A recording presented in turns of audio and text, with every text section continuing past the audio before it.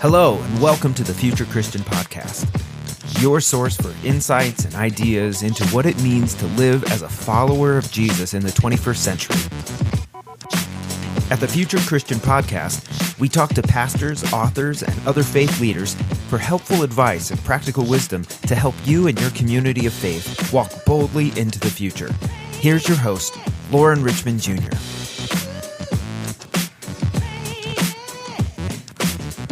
Welcome to the Future Christian Podcast. My name is Lauren Richmond Jr. Today I am welcoming Jonathan Foster to the show. Jonathan is an award-winning and Amazon best-selling author. He recently received his doctorate through Northwind Seminary. His dissertation turned to book is called Theology of Consent, Mimetic Theory in an Open and Relational Universe. Today we'll be talking about his book, The Reconstructionist. He's the founder of LoveHaiti.org, has 3 children, and 1 lifelong partner. You can find out more about him at jonathanfosteronline.com. All right, welcome to the show, Jonathan Foster. Thanks so much for being here. Is there anything else you'd like our listeners to know about you? Hey, Lauren, thank you for having me. It's great. It's an honor to be on with you. And I'm just a guy who's pulling at the thread, the theological thread, as it were, and landing on some really interesting things in my life, been through some stuff. So hopefully listeners can relate. Awesome. Well, thanks for being here. Talk, if you would, about your journey of faith, what that looked like at the beginning, if there was a beginning, and what that looks like today. Sure. Yeah. So I came from a pretty typical, maybe evangelical kind of home, fairly legalistic. My denomination, my background is Church of the Nazarene. My grandparents were pastors. My parents were pastors. It was kind of in my DNA. Not surprisingly, I decided that's what I wanted to do. Mm-hmm. But I went more the church planting route. So I've been a part of 3 church plants.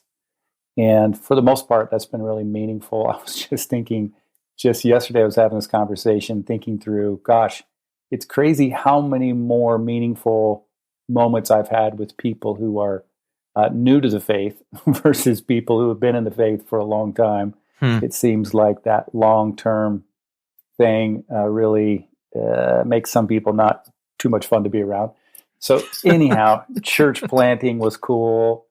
Started a nonprofit in Haiti a few years ago that my oldest son runs now, and that has been super meaningful. Mm-hmm. But so the faith background is just growing in that and being a pastor, but then running up against really intense loss and things in my life that put me in a position where I realized that kind of my old theological construct wasn't allowing me to come up with what I decided was healthier answers. And so I had to kind of work through that, which set me down a whole path I wasn't planning on going down, but here we are.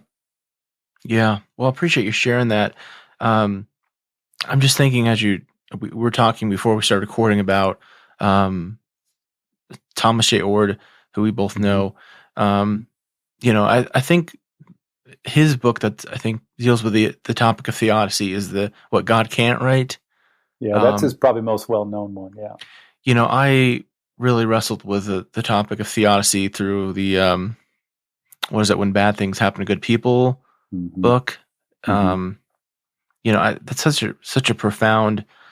I don't know about your perspective, Jonathan, but for me at least, like I feel like when someone wrestles with theodicy and someone goes through all of that stuff, and like they choose to come out like exactly where they were, like I'm just like, go for it. If that's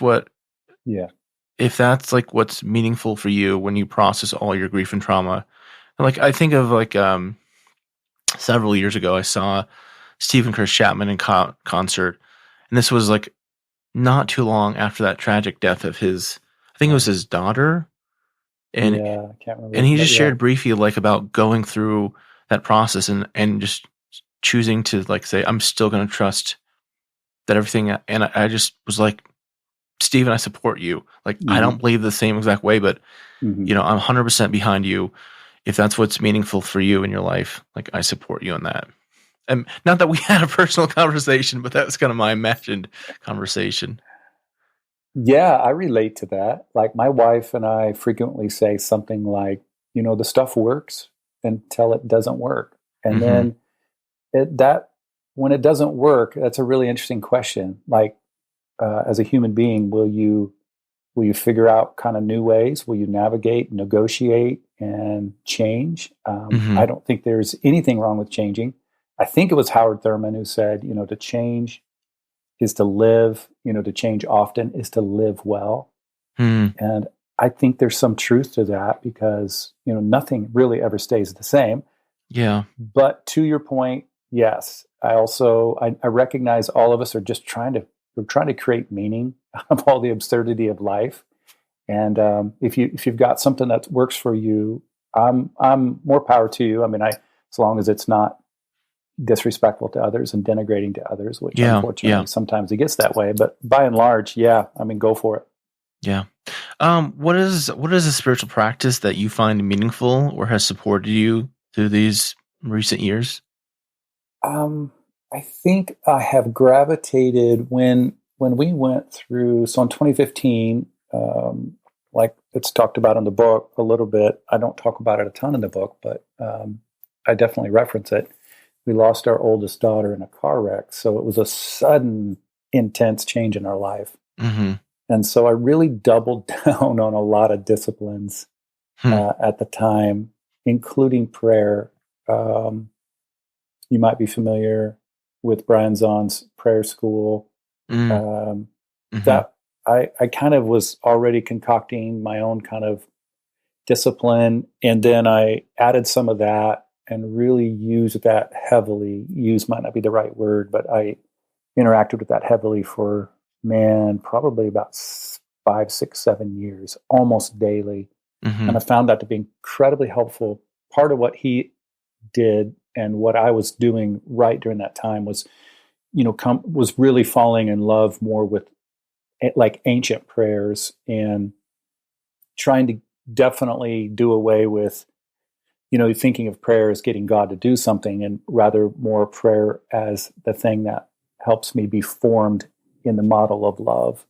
And so I would just kind of meditate, and that's an important word for me, on some of these ancient writings and scriptures and prayers that people have written a long time ago, because particularly in the wake of that loss, I really had no prayer other than what the hell just happened. And that was my basic prayer. Yeah. And the second part of that was, what does this mean? Which I'm still trying to figure that out basically. Right. And it's kind of fueled all of my dissertation work and all my writing.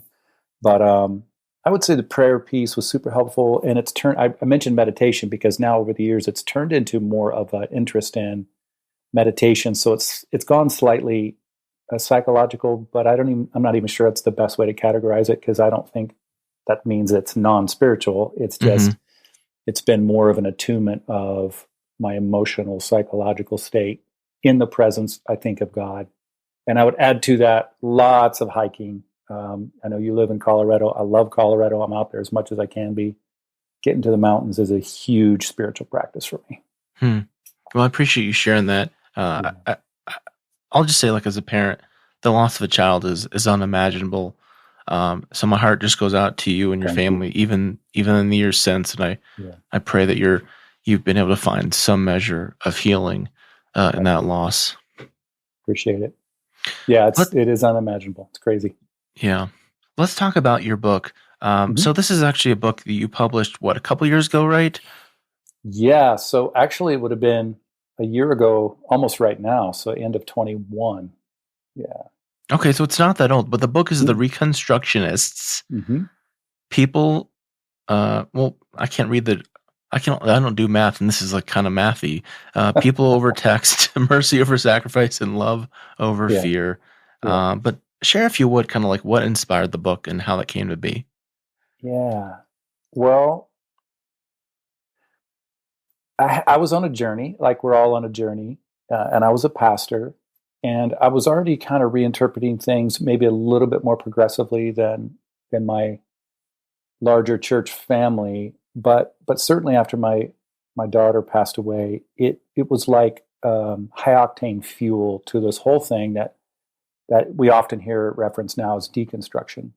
Mm-hmm. And I mean, I wasn't necessarily calling it at the time. I wasn't trying to enter into it. I wasn't Right. entering into a whole new way of thinking because I was angry. I really wasn't even angry at God. I wasn't angry at the church. And I just mention that because sometimes all that baggage is connected with deconstruction. Yep. Now, Yep. I have had anger since then. Mm-hmm. And I'm fine with expressing anger to God. And I'm fine with telling people, yeah, the religious system I was a part of, because long story short, as I talk a bit about in the book, the religious system wound up voting me off the denominational island, as it were. But anyhow, I just started pulling the thread. That's kind of the way I say it. Yeah. I don't know if you're familiar with George MacDonald. He was a fantasy writer that inspired C.S. Lewis and Tolkien and others, really as much as anyone. And he has a story called The Princess and the Goblin, which I read years ago. And so when I say pull at the thread, I always think of the story because as I remember it, the princess at the beginning of the story was up in her room in the castle. I don't remember if it was the grandmother or the fairy godmother or someone was telling her if she ever gets afraid, there is a spool of invisible thread in the corner of the room. And she could start following that thread and it would lead her to safety. So, of course, as the story goes, she, gets scared one night. She finds that thread. She starts following it. It takes her through the back walls of the castle, places she's never been, down through the basement, out this secret door into a garden and through the forest. And she follows it to the base of a mountain. And when she gets to the mountain, it's covered with boulders, the entrance to this thing that goes underneath the mountain. And so it's the middle of the night. Now she's scared. She can't get through the boulders. So she decides to turn around and go back. So she turns around to follow the thread back, only to discover that the thread goes only forward. It doesn't go backward. So when I say pull at the thread, every time I think of that, that's what I was doing. I would pull at this theological, ecclesiological, psychological thread, and I'd get a little ways and I'd be like, oh, crap, I can't do this. I got to turn around and go back, only to realize there is no going back. It's just going forward by faith. And so I kept pulling at the thread, and it landed me on Rene Girard mimetic theory stuff. It landed me into open and relational theology stuff. Sorry, I'll answer the question now. That's a deconstruction. All of that was deconstructing, but I was really interested in reconstructing. I wasn't. I'm totally fine. In fact, I probably encourage people to disassemble their faith, especially lots of folks who've been hurt by a lot of different things. But I also felt compelled for my boys and for my nieces and nephews and young people in our church to try to reassemble it. So I was like, what could we write and what could I engage with to help me reconstruct? And I realized at some point in about 2020, all my deconstruction, reconstruction journey was filtered through those three things that you just read, that mercy is greater than sacrifice, people are greater than the rules, and love is greater than fear. Well, thanks for sharing that. So I want to highlight a few quotes from your book, and have you reflect on those. One thing that really stuck out to me. I want to read this. You write, having been in the local church your entire life, you genuinely think most Christians don't possess love for themselves. You say, I think they possess resentment, shame, anger, and fear, or it possesses them. That really struck me, especially that last sentence. Yeah, I think that's probably accurate. That's still my view. I don't think most Americanized Christians have really had, let's see, I don't want this to sound disrespectful if people are listening and they're like, well, don't tell me. I'll just qualify this by saying, having been a pastor and interacted with a lot of people over the years, and also interacting with the voices in my own head, and what the Bible has to say, and trying to exegete the Bible and culture and what my people are going through. I think it's true that most people have not been able to allow love to sink to the depths of their heart where it's dissipated the shame. And so that shame lives, the guilt lives. It's probably synonymous terms, shame, maybe some guilt, this really strong awareness that we have, not met up to certain expectations, whether they're our own or someone else's. And that thing sits in there and it festers and it metastasizes. And we kind of try to suppress it, but that suppression turns into repression, and then it manifests itself in some really weird ways. And so somehow in the middle of all that, I think that what I think is it goes from us hanging on to this shame and bitterness kind of stuff, and then it somehow mutates into, well, it starts to hang on to us. And that's problematic. I mean, all of that's problematic, but that's tough because then you can't, repression, you don't really control. Suppression, you kind of control, if I understand in a psychological sense. But repression, you don't really control what's going on. It's a lot of subconscious stuff. And there is a lot of, this as a pastor, there's a lot of subconscious, dysfunctional, psychospiritual drama going on with people in the world. Mm-hmm. Well, we don't have time to talk about it. Maybe when I have you on again for your next book, hopefully. Yeah. But I feel like there's a relation here between atonement theory, right, and this deep shame and guilt. For sure. Yeah. And that was a big linchpin thing for me. So yeah, let's get on again and talk about that. Another quote from the book, which I think is interesting. You write that for many of us, God is simply a projection of who we are. And this stood out to me because I think this is an accusation that folks who find themselves on the left side of the theological spectrum often get accused of from those on the right. But I think if we're being honest, like I think it's something we all do. I'll say that. So I guess A is like, how do we recognize we're doing that? And B, like, what do we do about it? Yeah, that's interesting, isn't it? Yeah, I do think the left gets accused of that, but probably the right does too. I think we probably all tend to point our fingers at everyone else. I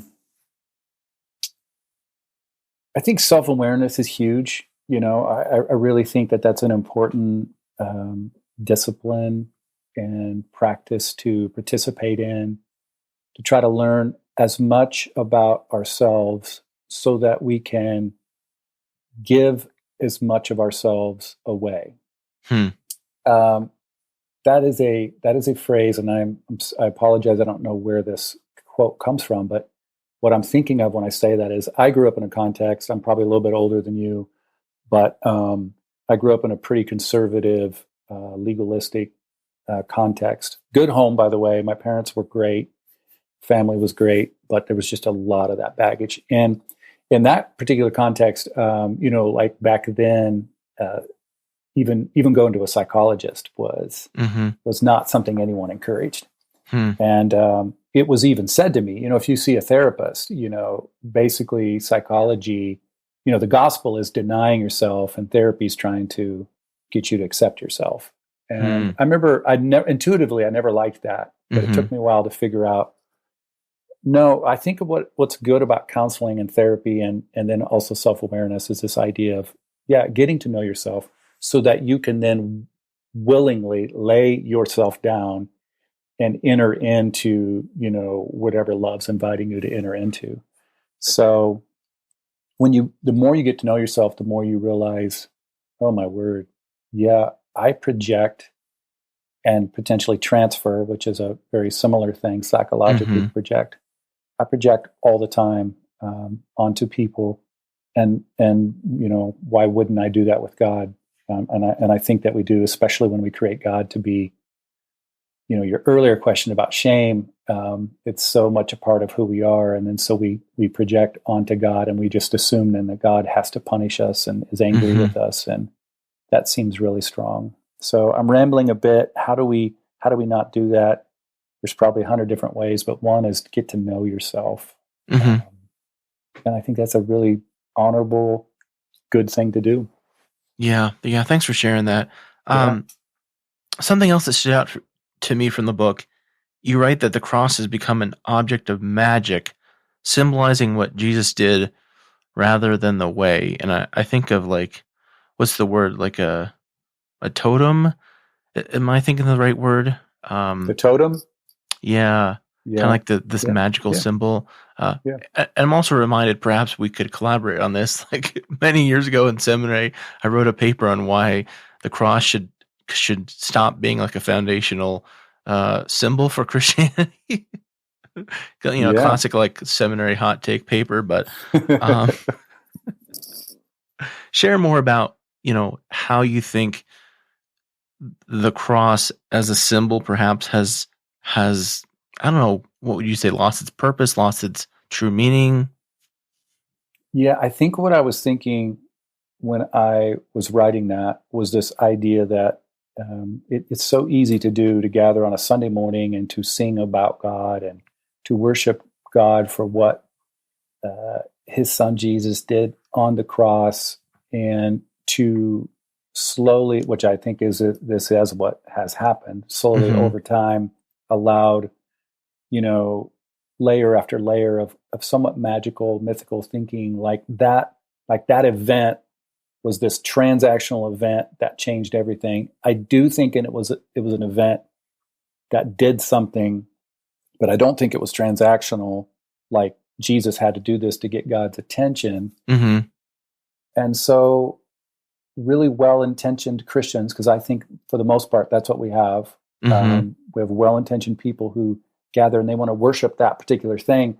But the more you talk about it and worship it, sometimes the less you have to enter into it yourself. We can kind of separate it as this superhuman, transactional, unbelievable thing we can't even understand. Now we're saved, and then we leave and we go do our thing, come back the next Sunday, worship it all over again. And I think that is at best misguided. At worst, it's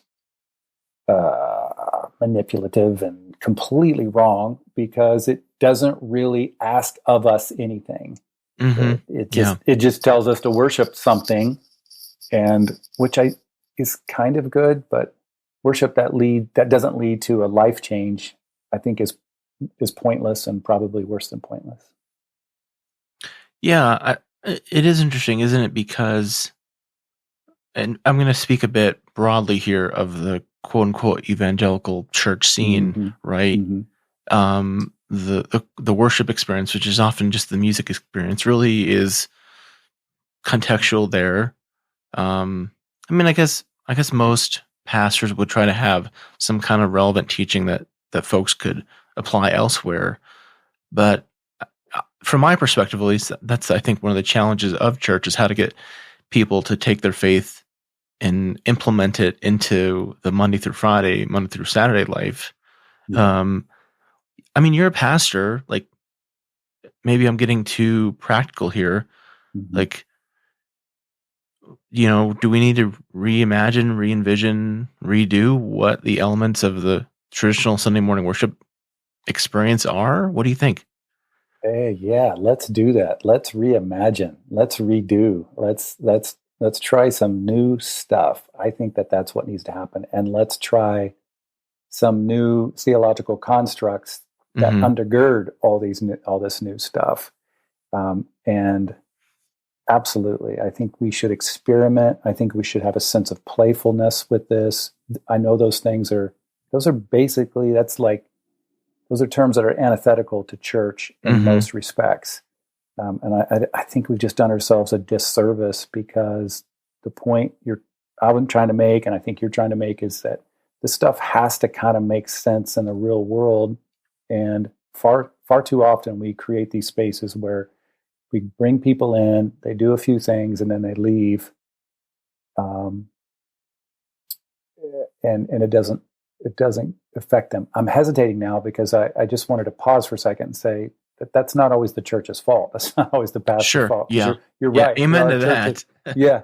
There are churches and pastors who really care a lot about this. A lot of times it's, the person, for a variety of different reasons, just simply cannot or will not enter into this thing at a deeper level. And so I know that's deeply frustrating as a pastor when that happens. Yeah. So let me have you respond to one more quote here. You write, "The sacrifice isn't enough. Fear never lasts. rules eventually birth resentment. Our only hope is love. One, like I want to say, like, yeah, 100%, Jonathan. The other part of me wants to be like, come on, enough wishy-washiness. Like, we've been trying this love is Yeah. love thing, how for the skeptical among us, we might say, Sure. give me some more. Yeah. Well, I do think that I recognize that a part of my journey over the last several years, and I think this is true of a lot of people, is I had to redefine certain words, and love was one of them. But there were a lot of words, and it's interesting because it's kind of like you have two options when you're going through this, and neither of them, both of them are really hard work. Like you can either make up new language, which I have done that at times, but as anyone knows, like to learn new language, it's really hard. Yeah. We've been going to Haiti for the last 7 years now, and I think I've learned, some new phrases. And I get down there and I realize it's just really hard, especially as an adult, to kind of rewire your brain. So you can learn new language, which is helpful, but that's hard. But you can also then rehabilitate old words, but that's also hard. Yeah. Because when you say a word, like let's say sacrifice, in my 20s and 30s, when I thought of sacrifice, my brain went, it was to get into psychodynamics philosophy, it was a signifier of a word. It signified a whole bunch of things. Now, when I say it, it signifies something else. This is true of love. Love, unfortunately, in the English language, is just used for everything. I love my wife. I love the Kansas City Chiefs. I love Mexican food. I mean, I love God. So what I felt like I was invited to do was to really unpack a bunch of things. And love happens to be something I'm super interested in. I think it becomes the most important topic. So now when I think of love, my brain immediately goes to nonviolent, non-binary, non-scapegoating love. Those are three very intentional moves that I definitely wasn't doing, 10 years ago.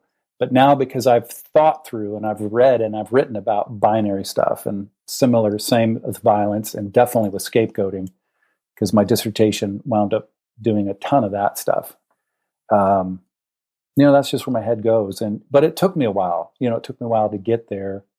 I also I should mention Tom Ord's definition of love. His definition goes something like it's an intentional move that in relationship with God and others for well-being.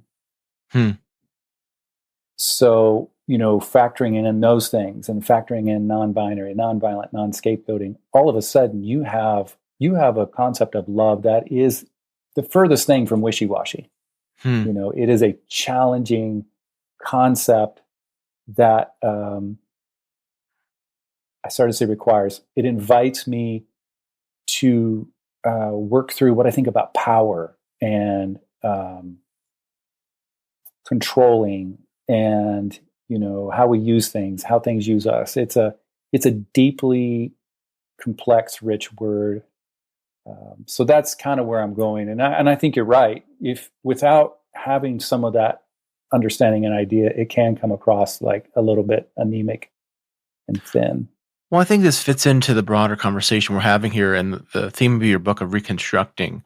I don't know, maybe I'm speaking for myself here, but I feel like I almost had to begin to redefine words, especially words around faith. I grew up very independent Baptist, very conservative. So I remember, I went to a mainline seminary and, tried to learn the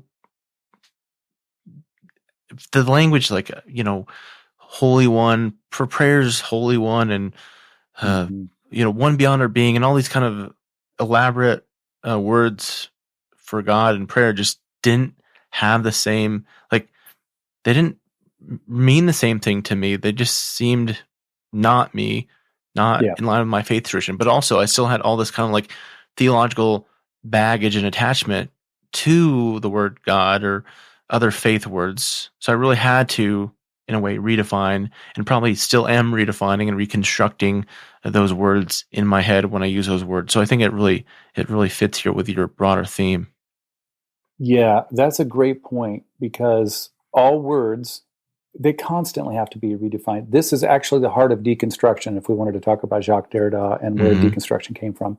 It's metonymy. It's the idea that all words are defined by other words.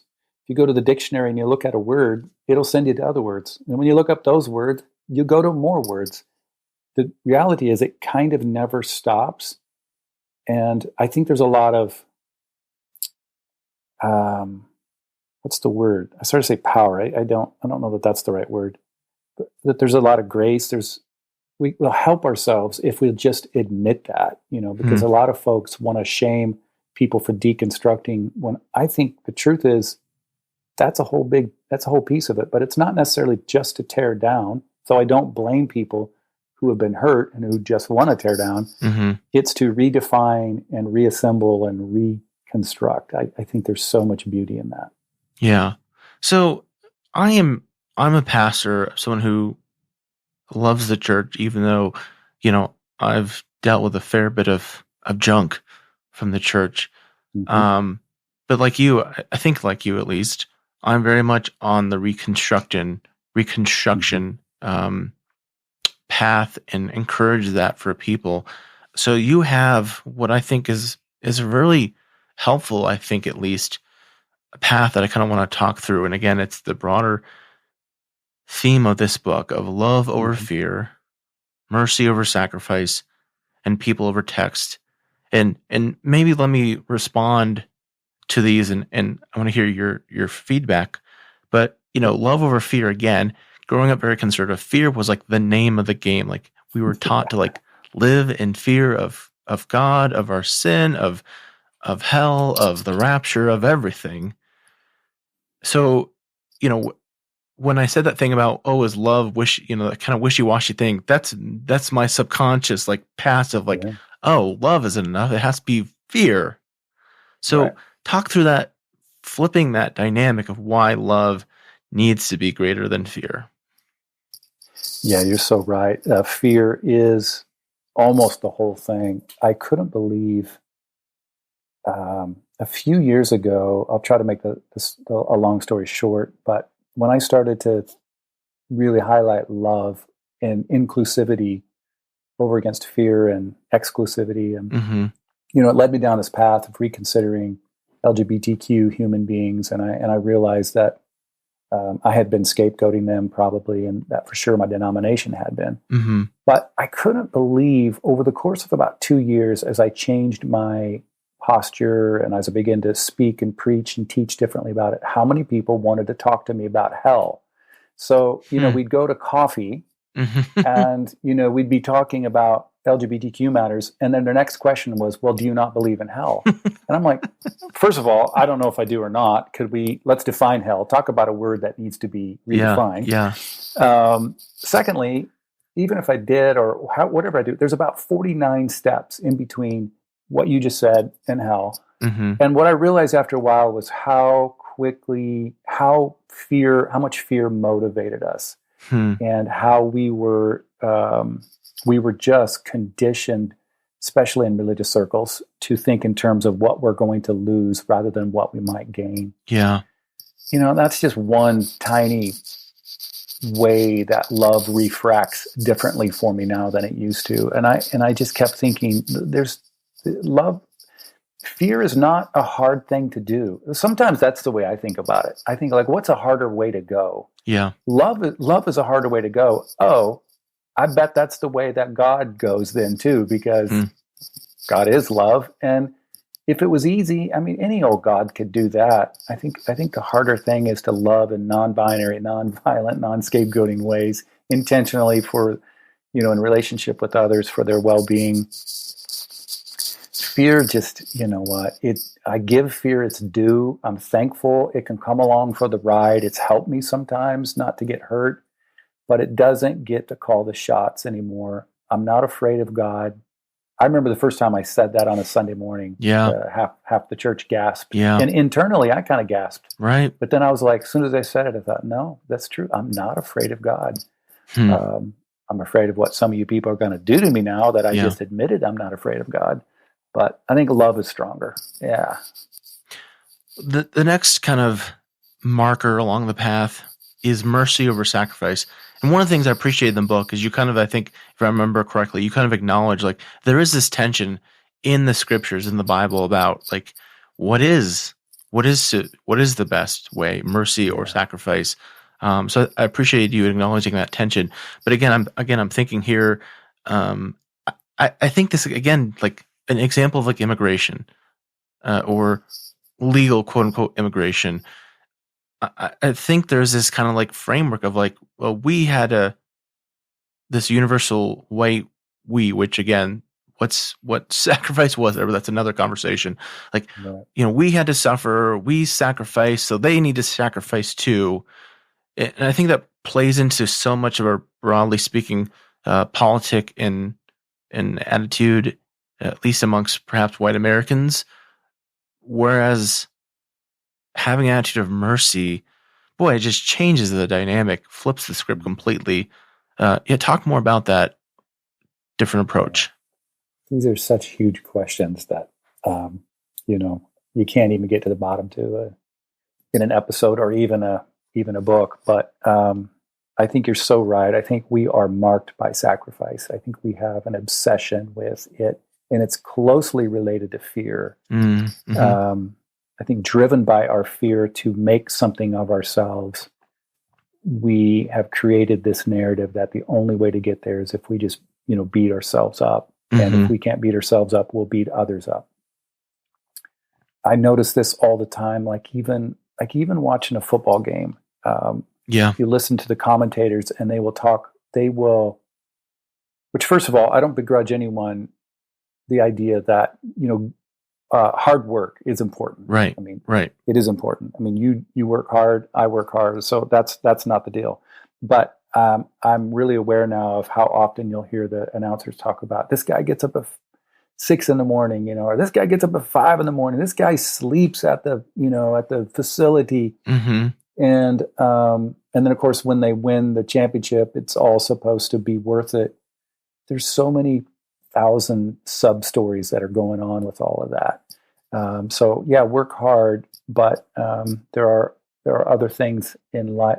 Things in life can happen really good that you can't sacrifice for. In fact, that's what grace is. Grace is the realization that you can't control anything, and you can sacrifice the hell out of your life. That's an interesting phrase. Maybe that's a Freudian slip. Yeah. Maybe you really can. You can sacrifice everything, and stuff can still go poorly, and then it leaves you at the end of the day with this question of, well, what does this mean? So I want to jump on that if I can, Jonathan, because the other thought that comes to mind here is, again, I imagine you were trained this way in ministry like I was, of ministry being just about giving till you have nothing left or nearly nothing left. Whereas much of what I was encouraged in my CPE chaplaincy journey was giving out of the overflow. I mean, the concept of being merciful to yourself, I think, is almost antithetical to the way many pastors and church leaders were trained to go about ministry, which I think fits into this broader theme, right? Definitely. That's a really good insight. It's so true. I think most pastors intuit it. Most pastors understand that the importance of what we're talking about, but then to be able to rewire themselves, so to speak, and reorient themselves around a merciful, gracious posture towards themselves, which goes back to the very first question. Like, most people have never really engaged with love. Yeah. I think you're probably right. Most spiritual leaders, maybe even most of all, which is part and parcel of the problem, we're really into sacrifice. We'll sacrifice ourselves. I will say some of the work I did in the book that will be out by the time this show comes out too, following the Reconstructionists, was the finishing of my dissertation. I really engaged with sacrifice a little bit because it's not as if you can get away from it totally. It is a biblical word, and we all know that there is maybe altruistic, self-donative kind of sacrifice. So I had to struggle with that, and I landed on this idea of reflexive versus non-reflexive. So in the English language, verb-wise, reflexive verbs are verbs where the subject basically consents. Consensual consent is a really big topic this is for me good. now. Mm-hmm. So the subject willingly steps into it. Non-reflexive is when the subject it's forced upon him. So I say in there it's the difference between verbing and being verbed. This is great. I love it. No one wants to be verbed, you know. Yeah.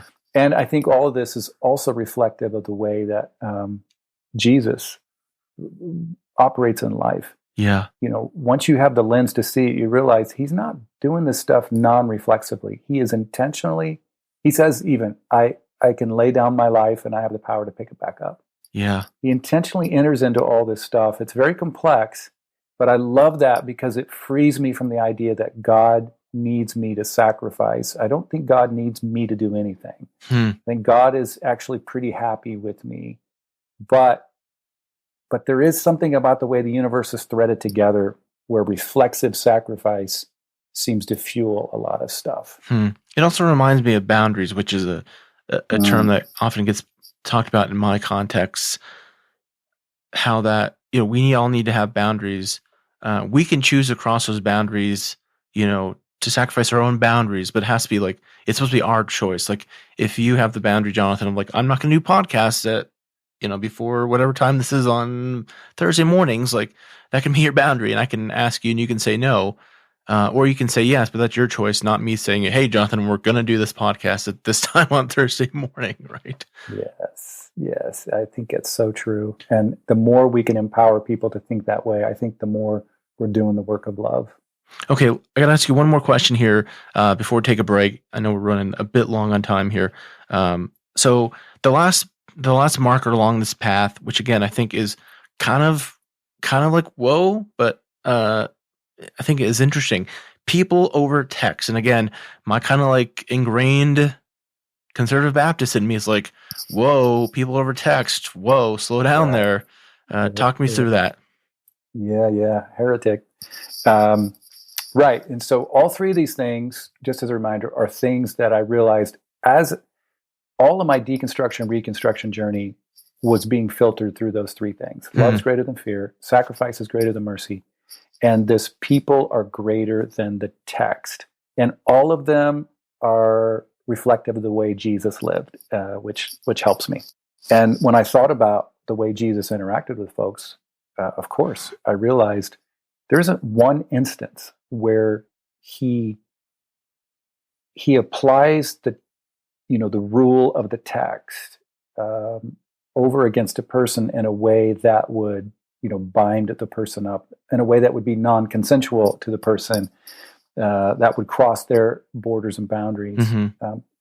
I think I mentioned it in the Reconstructionist. There's one enigmatic story of when he's, is it the Syrophoenician woman that he's interacting with, and it's the whole, even the dog gets the bread of the crumbs. Right. Like that one's weird because he starts out a little sarcastic, but even if we admit that by the end, it's clear that he's super impressed with this lady, and all the rest of the stories, it's just like overwhelming evidence that people to Jesus were really, really important, and that, man was made for the Sabbath. Or no, the Sabbath was made for man, not man for the Sabbath. Like that's kind of it in a nutshell right there. And we really do ourselves a disservice when we worship the words of the Bible so much that we denigrate, disrespect, and exclude people. Well, it's a good way to let's leave it right there. That's a good ending. So the book is The Reconstructionist. You got it. People over text, mercy over sacrifice, and love over fear. Share before we take a break how people can. Oh, actually, no, let's do that back in here. The Reconstructionist. Okay. Let's take a break. We'll come back with some closing questions. All right, we're back with Jonathan Foster. So some closing questions. You can take these as seriously or not as you'd like to. But if you're Pope for a day, what does that day look like? What do you want to do? Well, first of all, I've been taking all your questions as serious or not serious as I want to. That's good. If I'm Pope for a day, I would literally spend the entire day trying to understand the Catholic theology so that I could figure out what I'm supposed to do, because I don't know it well enough. Fair enough. A theologian or historical Christian figure you'd want to meet or bring back to life? Jeez. There's a lot. I mean, it would be weird for me not to say René Girard, though he just passed away in 2015. I suppose in the spirit of where I'm at in life right now, I'd go René Girard and Alfred North Whitehead. Yeah. Okay. What do you think history will remember from our current time and place? Good grief. I don't know. No one knows the future.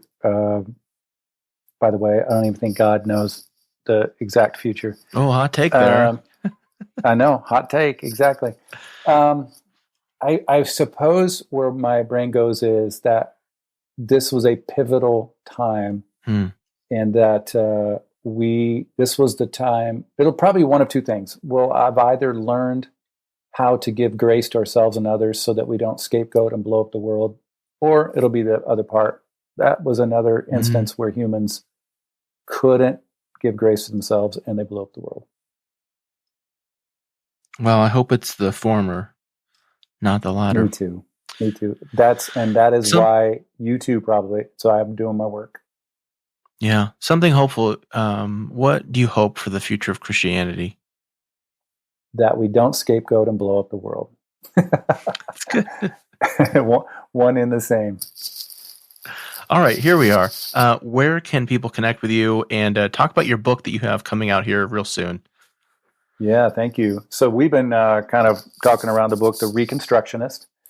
And the most recent thing I've done is I just finished up a 3-year study where I attempted to bring René Girard's mimetic theory in concert with open and relational theology, which is kind of process theology influenced.